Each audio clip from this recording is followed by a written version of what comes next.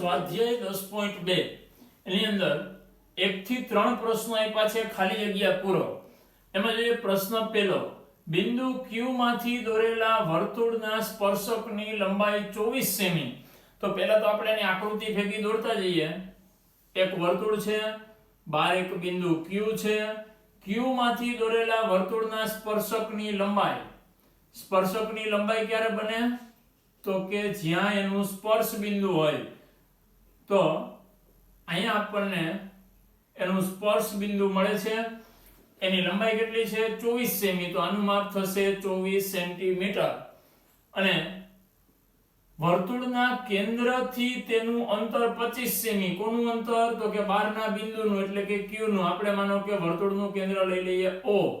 તો આ માપ છે 25 સેન્ટીમીટર થઈ ગયું. તો વર્તુળની ત્રિજ્યા ખાલી જગ્યા છે, ત્રિજ્યા અહીંયા બનશે. આપણે જાણીએ છીએ ત્રિજ્યા અને સ્પર્શક લંબ હોય. માની લો કે આપણે એક નામ આપી દઈએ R. તો જો આ કાટકોણ ત્રિકોણ તૈયાર થયો. કાટકોણ ત્રિકોણમાં પાયથાગોરસનો ઉપયોગ કરશું તો આપણને ત્રિજ્યા મળે. તો અહીંયા પાયથાગોરસનો પ્રમેય કઈ રીતે લાગે? આ કર્ણ થાય, કર્ણનો વર્ગ બાકીની બે બાજુના વર્ગના સરવાળા જેટલો હોય. પાયથાગોરસનો પ્રમેય વાપરતા આવડે તો આપણને ત્રિજ્યાનું માપ મળશે 7 સેન્ટીમીટર. માત્ર આકૃતિમાં ધ્યાન રાખવાનું છે, બાકી ક્યાંય તકલીફ પડશે નહીં. પ્રશ્ન બીજો, એમાં એક આવી આકૃતિ આપી છે. અહીંયા એક ખૂણો 110 નો છે, આ બે સ્પર્શકો છે P માંથી દોરેલા. તો ખૂણો PTQ મેળવવાનો કીધો છે.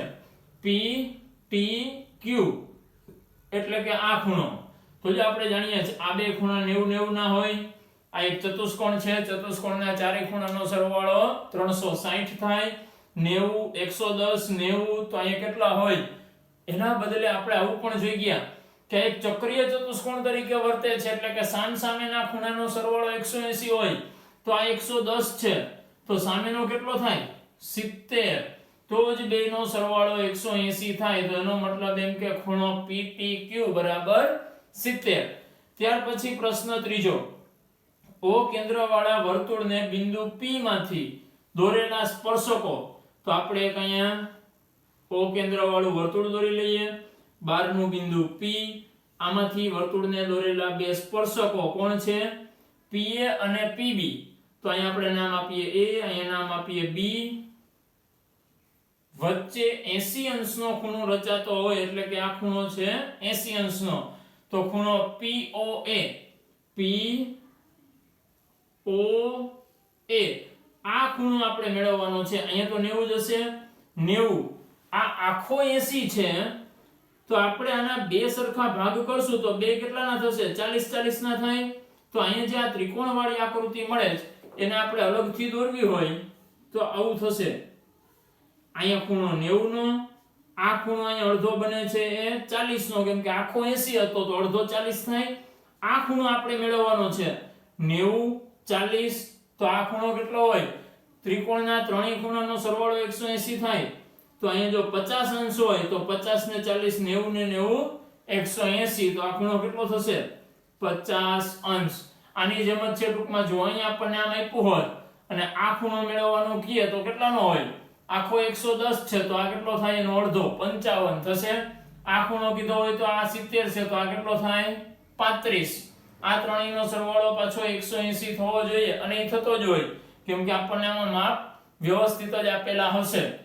ત્યાર પછી જોઈએ પ્રશ્ન નંબર 4.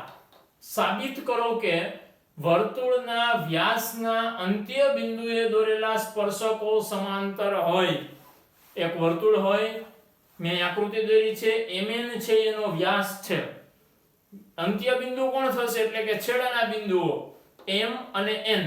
ન્યા દોરેલા બે સ્પર્શકો AB અને CD આપણે લીધા છે. આ બે સમાંતર છે એવું આપણે સાબિત કરવું છે.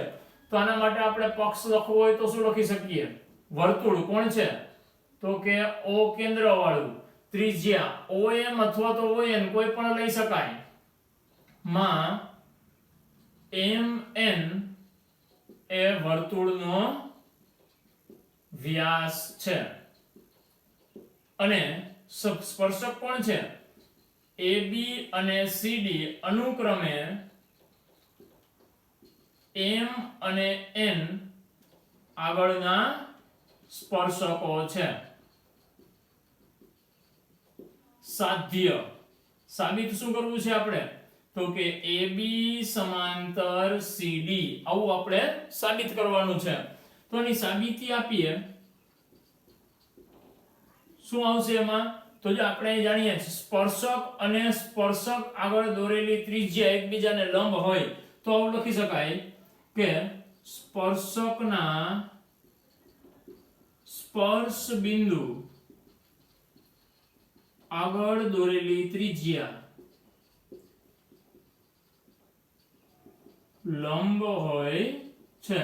તો શું લખી શકાય? તેથી OM લંબ AB લખી શકાય. અને બીજું શું લખી શકાય? ON એટલે કે આ માપ લંબ CD થશે કે નહીં? આવું આ બે વસ્તુ એકબીજાને લંબ હોય. જો આ બે એકબીજાને લંબ હોય તો આપણે કહી શકીએ OMA ખૂણો કેટલાનો હોય? 90 નો. તો લખી શકાય OMA બરાબર 90. આના માટે શું કહી શકાય? OND અથવા તો ONC બે કહી શકાય 90 ના હોય એમ. માનો કે આપણે આ સાઈડ નું લઈએ OND, સોરી અહીંયા ખૂણો લખવો પડશે, ખૂણો OMA અને અહીંયા આવશે ખૂણો OND બરાબર 90. જો ખૂણો OMA 90 નો હોય તો MM તો વ્યાસ છે તો NM એ પણ 90 જ કહી શકાય કે નહીં? તો અહીંયા આપણે લખી શકીએ તેથી ખૂણો NMA બરાબર 90. અને અહીંયા શું લખી શકાય? OND લખવું આપણે, એના બદલે MND લખવા હોય તો પણ લખી શકાય MND બરાબર 90. તો જો આ બેયના માપ 90 છે એનો મતલબ એમ કે આ બે ખૂણા સરખાવી શકાય. તો આ કોણ છે? ખૂણો NMD સોરી NMA બરાબર 90 અને MND બરાબર 90. તો અહીં લખી શકાય ખૂણો MND. કારણ શું થાય? બે ખૂણા 90 ના છે. હવે અહીંયા જે આપણે બે સરખા બતાવ્યા એ ખૂણાઓ ક્યાં છે? પેલો NMA એટલે કે આ ખૂણો, બીજો MND એટલે કે આ ખૂણો. તો જો અહીં આપણે ધ્યાનથી જોઈએ તો Z જેવી આકૃતિ દેખાય. એનો મતલબ એમ કે આ બે ખૂણા સમાન છે. Z જેવી આકૃતિમાં તો આ યુગ્મ કોણ હોય. યુગ્મ કોણની જોડ હંમેશા સમાન હોય. પણ યુગ્મ કોણ બને ક્યારે? જ્યારે આ બે સમાંતર હોય. તો આપણે અહીં લખી શકીએ તેથી બંને ખૂણાઓ યુગ્મ કોણની જોડ રચે. તેથી યુગ્મ કોણ ક્યારે હોય? જ્યારે આ બે સમાંતર હોય. તેથી AB સમાંતર CD જે સાબિત થાય છે. પ્રશ્ન નંબર 5. સાબિત કરો કે વર્તુળના સ્પર્શકના સ્પર્શ બિંદુમાંથી દોરેલો લંબ તેના કેન્દ્રમાંથી પસાર થાય છે. આપણે આને લગતો એક પ્રમેય આગળ જોઈ ગયા કે વર્તુળના કેન્દ્રમાંથી દોરેલી ત્રિજ્યા અને સ્પર્શક એકબીજાને લંબ હોય. તો અહીંયા શું સાબિત કરવાનું છે? સ્પર્શકના સ્પર્શ બિંદુ, અહીં મેં આકૃતિ દોરી છે એમાં એ છે એ સ્પર્શ બિંદુ છે. આમાંથી દોરેલો લંબ એટલે અહીં કાટખૂણો બનાવે એવો લંબ દોરીએ તો એના કેન્દ્રમાંથી પસાર થાય એટલે કે વર્તુળનું કેન્દ્ર O છે એમાંથી જ પસાર થતો હોય આવું આપણે સાબિત કરવું છે. તો આના માટે પહેલા આપણે આકૃતિની થોડીક વિગત લખીએ. AB એ O કેન્દ્ર વાળા વર્તુળનો સ્પર્શક છે. AB સ્પર્શ બિંદુ એ લીધું છે મેં અહીંયા. P બિંદુ વર્તુળના અંદરના ભાગનું એવું બિંદુ છે જેથી P અહીં મેં લીધું છે પણ કેવું છે? જેથી PA લંબ AB થાય. ભલે અહીં દેખાતો ના હોય પણ આપણે એવું માની લઈએ કે PA અને AB એકબીજાને કાટખૂણે મળે છે એટલે કે કાટખૂણો બનાવે છે. તો આપણે હવે એવું સાબિત કરવું છે કે આ PA વાળો રેખાખંડ છે કે રેખા હોય એ કેન્દ્રમાંથી પસાર થાય. જો એવું આપણે બતાવીએ તો આપણું કામ પૂરું. તો ધારો કે PA એટલે કે આ કેન્દ્રમાંથી પસાર થતું નથી. વિરોધાભાસની રીતે આપણે સાબિત કરી શકીએ. અહીંયા આપણે એવું ધાર્યું છે કે PA છે એ કેન્દ્રમાંથી પસાર થતું નથી એટલે કે બીજે ક્યાંકથી નીકળે છે. હવે ખૂણો PAB બરાબર 90. PAB 90 થશે કેમ કે આપણે એવું અહીંયા બિંદુ જ લીધું છે જેથી PA અને AB બે લંબ હોય. તો PAB બરાબર 90 થયું. હવે કેન્દ્ર O છે તો O એ ત્રિજ્યા અને સ્પર્શક એ તો લંબ હતા જ, તો એનો મતલબ એમ કે OAB પણ 90 નો ખૂણો થાય. આ આપણે લીધેલું હતું. આ બે ખૂણા 90 ના હોય તો એનો મતલબ એમ કે આ બે સમાન હોય, તો આપણે અહીં નીચે લખ્યું જો PAB બરાબર OAB. હવે આવું ક્યારે શક્ય બને કે આ બે ખૂણા 90 ના જ છે જેમાં AB સામાન્ય છે પાછો. અહીંયા કાટખૂણો ત્યારે જ બનતો હોય જ્યારે OA અને PA વાળો રેખાખંડ સંપાતી હોય, એટલે કે એકની ઉપર જ બીજો હોય. આ બીજે ક્યાંય દોરેલું હોવું જોઈએ નહીં. મેં અલગ દોર્યું છે પણ ખરેખર ન્યા આવશે નહીં. જો ન્યા આવશે તો ખૂણો 90 નો બને નહીં. તો એના માટે અહીં લખ્યું છે આ ત્યારે જ શક્ય છે જ્યારે OA અને PA સંપાતી હોય. તો PA ક્યાંથી પસાર થાય? કેન્દ્રમાંથી. ખરેખર બાજુમાંથી નીકળશે નહીં. આ રેખાખંડ ક્યાં હશે? OA ની ઉપરથી જ ક્યાંક પસાર થતો હોય.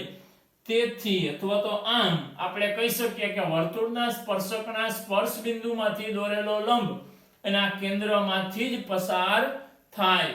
તો આની અંદર આવી વિગત આપણે લખવાની છે, બીજું કઈ આની અંદર કરવાનું આવશે નહીં. ત્યાર પછી જોઈએ પ્રશ્ન નંબર 6. વર્તુળના કેન્દ્રથી 5 સેમી અંતરે આવેલ બિંદુ A થી દોરેલા સ્પર્શકની લંબાઈ 4 સેમી છે. તો પહેલા આપણે એને આકૃતિ દ્વારા સમજશું, પછી એને સોલ્વ કરીએ. શું કીધું છે? પહેલા તો એક વર્તુળ છે તો એની આકૃતિ દોરીએ. માની લો કે એનું કેન્દ્ર O છે. કેન્દ્રથી 5 સેમી અંતરે આવેલા બિંદુ A માંથી માની લો કે અહીં એક બિંદુ A છે જેથી આનું માપ કેટલું થાય છે? 5 સેન્ટીમીટર. સ્પર્શકની લંબાઈ 4 સેમી છે. અહીંયાથી આપણે એક સ્પર્શક દોરીએ તો અહીંયા એનું સ્પર્શ બિંદુ મળે. માનો કે એનું નામ આપીએ P. આની લંબાઈ કેટલી છે? 4 સેમી. તો વર્તુળની ત્રિજ્યા શોધો. અહીંયા ત્રિજ્યા થશે, ત્રિજ્યા અને સ્પર્શક લંબ હોય એટલે કાટખૂણો બનાવે. આ થશે ત્રિજ્યા. તો આપણે લખી શકીએ આકૃતિમાં દર્શાવ્યા મુજબ AP બરાબર 4 સેમી, OA બરાબર 5 સેમી અને PO બરાબર R જે આપણે મેળવવાનું છે. તો આ બે એકબીજાને લંબ હોય તો આપણે લખી શકીએ ખૂણો APO બરાબર 90. તેથી પાયથાગોરસના સિદ્ધાંત ઉપરથી શું કહી શકાય? આ કર્ણ થાય OA સ્ક્વેર બરાબર PO square plus AP square. કિંમત મૂકવાની OA 5, 5 નો વર્ગ 25, PO R એટલે R સ્ક્વેર, AP 4, 4 નો વર્ગ 16, 16 આ સાઈડ આવશે તો માઈનસ થાય, 25 માંથી 16 જાય તો વધશે 9. તો R બરાબર કેટલા આવશે? 3 સેમી. તો આમાં પાયથાગોરસના પ્રમેય સિવાય કંઈ કરવાનું નથી. ત્યાર પછી પ્રશ્ન 7મો. બે સમકેન્દ્રી વર્તુળો. તો પહેલી વાત એ કે સમકેન્દ્રી વર્તુળો કહેવાય કોને? તો કે એક જ સમતલની અંદર એક જ કેન્દ્ર ધરાવતા જુદી જુદી ત્રિજ્યાવાળા વર્તુળો દોરવામાં આવે તો આ બધાય વર્તુળો સમકેન્દ્રી છે એવું કહેવાય. કેન્દ્ર એક જ હોય, એક જ સમતલમાં હોય અને ત્રિજ્યાના માપ જુદા જુદા હોય. તો આવા કેટલા વર્તુળો દોરી શકાય? અસંખ્ય. પણ અહીંયા આપણને માત્ર બે સમકેન્દ્રી વર્તુળોની જ વાત કરી છે. ત્રિજ્યાઓ 5 સેમી અને 3 સેમી છે. તો મેં અહીં બે વર્તુળ દોર્યા છે. એકની ત્રિજ્યા 5 સેમી, એકની ત્રિજ્યા 3 સેમી. મોટા વર્તુળની જીવા નાના વર્તુળને સ્પર્શે છે. આ મોટું વર્તુળ એની મેં એક જીવા દોરી એ નાના વર્તુળને સ્પર્શે છે. અને આપણે કંઈક નામ આપી દઈએ AB. સ્પર્શ બિંદુ માનો કે M છે. તો જો આ નાના વર્તુળ માટે શું થશે? સ્પર્શક. અને નાના વર્તુળની કેન્દ્રમાંથી સ્પર્શ બિંદુ આગળ ત્રિજ્યા દોરીએ તો લંબ થાય. અને આનું માપ આપ્યું છે આપણને 3 સેમી. બીજું આપણે એ પણ જાણીએ છીએ, અંદરનું વર્તુળ ભૂલી જઈએ, બહારના વર્તુળની જીવા પર કેન્દ્રમાંથી દોરેલો લંબ જીવાને દુભાગે. એનો મતલબ એમ કે આ બે કટકા સરખા હોય. હવે અહીંયાથી અહીંયા a સુધીનું માપ એટલે મોટા વર્તુળની ત્રિજ્યા થશે કેટલી થાય 5 થશે કે નહીં? તો હવે આપણે મેળવવાનું છે AB. તો આના માટે આપણે આવું લખી શકીએ આકૃતિમાં દર્શાવ્યા મુજબ